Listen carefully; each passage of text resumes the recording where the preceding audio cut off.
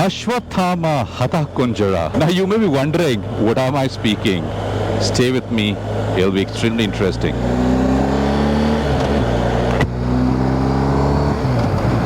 Have you ever come across a news story, a viral post, or one of those heated TV discussions, and you thought, wow, this must be really true, only to find out later you were totally misled by clever twists of information? Well, today's ride is about a fascinating and eye-opening concept called Zohanerism. It is just not a quirky word, it's a reminder that today's world, facts can be twisted and manipulated and mislead all of us. Trust me, by the end of this video, you will start spotting Zohanerism everywhere, on TV, on WhatsApp, even at family dinners, debates. So let's throttle up and dive in. Ashwathama Hatha Kunjara, what's the relation here?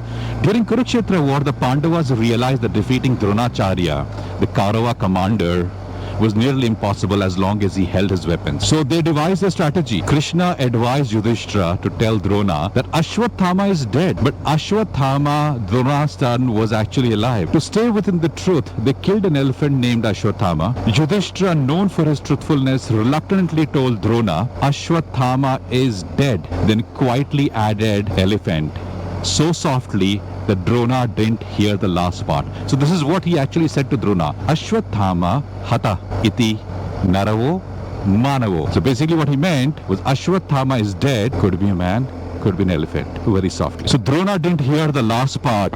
Distraught, Drona dropped his weapons and went into meditation. He was then killed by Drishtadyumna, fulfilling his vows of avenging his father Drupada's death. So that's a story about Mahabharata, but the larger point we all need to kind of understand is this twisting of facts and telling half the truth and misleading people has not been something of recent time, but it's been coming on from several thousands of years. And that's why today's topic is extremely interesting, and how we should spot Zohanerism, and how can we ensure that we are not misled or manipulated by information which is either half true or not factful at all. So stay on and we'll talk about it. Today we are living in information age where everything we need to know is just one click away. But here's the catch. We aren't just accessing information anymore. We are being bombarded by it, literally. Even if you don't like it, it comes your way. 24/7 news channels, social media feeds, breaking news, endless notifications, and it just never stops. And here's the kicker. Much of it is either twisted, taken out of context, or downright manipulated. Take social media platforms, for example, Instagram, Twitter, or even YouTube. They actually prioritize engagement over accuracy, which is so unfair. If something makes you feel angry, scared, or emotional, it is more likely to go viral, even if it is misleading. And that's a reality today. And that's exactly why we need to understand Zohanerism. Let me pull my bike aside and we'll sit down and talk about it. So now that I have pulled my bike aside, let's sit down and have a chat about it. So let me tell you a brilliant story that captures this idea perfectly. In 1997, a 14-year-old student called Nathan Zohner conducted a science project. He presented a case to his classmates, urging them to ban a dangerous chemical called dihydrogen monoxide. He pointed out that this chemical causes severe burns when turned into gas. It corrodes metal, basically rust metal, is found in acid rain and tumors. It's available in nuclear reactors and can kill you if you suffer sudden withdrawal. And I'm sure this sounds terrifying, right? But out of the 50 students, 43 of them voted to ban it immediately. But here is the twist. Dihydrogen monoxide is nothing but simply water, H2O. 2 atoms of hydrogen, 1 atom of oxygen. Plain, life-giving water. Nathan didn't lie. Every fact he presented was scientifically correct. He just left out one tiny piece of context, that a so-called dangerous chemical is essential for life. And just like that, he proved how easy it is to manipulate people with selective facts. This is serious, so let me speak a little more about this piece. Now that you've understood a bit about Zohanerism, because it's named after Nathan Zohner. Zohanerism is when you use true facts, but in a selective way to lead people to a wrong conclusion. And that's where the name Zohanerism actually comes from. And honestly, doesn't this sound eerily similar? It happens all the time. News channels throw alarming statistics without any context. Influencers cherry pick data to fit their story. Politicians craft speeches that sound convincing but hide critical facts and details. Facts aren't lies, but half-truths can even be more dangerous. And that is the problem with Zohanerism. What a beautiful experiment. Here are a few real-world examples of Zohanerism. Misleading statistics like headlines saying crime rates have doubled, but if last year there were only 2 crimes, this year there are 4, it's 100% increase. Technically true, but practically meaningless. Second, health scares. Viral posts warning about dangerous chemicals in your food. Terms like dihydrogen monoxide in your food, and technically that's nothing but water. Clickbait headlines. Something like, scientists discover a cure for cancer, but hidden in the article is the truth. It's an early stage study on mice.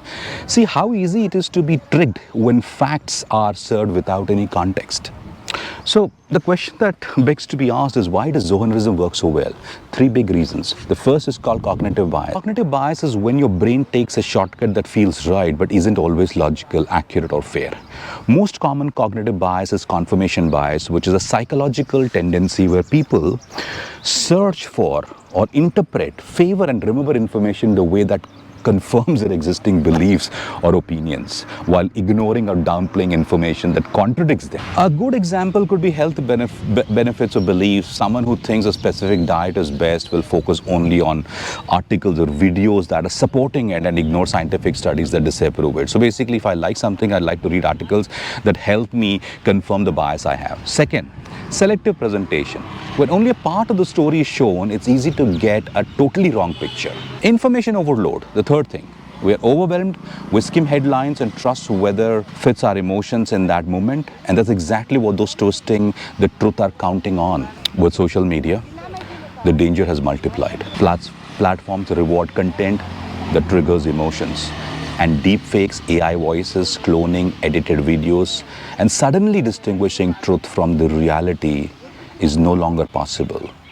And Zohanerism is no longer just an experiment, but it's a reality that we all are facing in our day-to-day life. So the million-dollar question, how do we protect ourselves? Here is what I probably can suggest a few. The first, question the source. Who's telling me this, and are they credible? Look for context. Don't stop at shocking headlines. Look for the full picture. Verify before sharing. If it sounds unbelievable, double check with sites like maybe Snopes, factcheck.org, or maybe the good old Google. 4, think critically. Always ask yourself, what's missing here? Why am I being told this now? Just slowing down for a few seconds can save you from being manipulated. So now that you know about Zohanerism, I challenge you to start noticing it around you. It is in that WhatsApp forward your uncle sends. It is in that flashy TV debate. It's even hidden in memes. Let's make a pact, not just to know facts, but to question them.